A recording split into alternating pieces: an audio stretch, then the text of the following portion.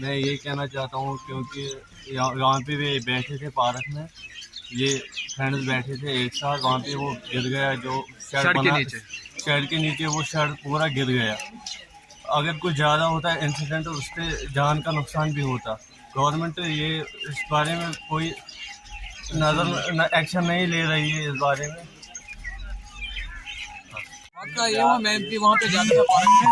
जो शेड है वो पहले से ही मतलब टूटा हुआ था, कमजोर था, ठीक है।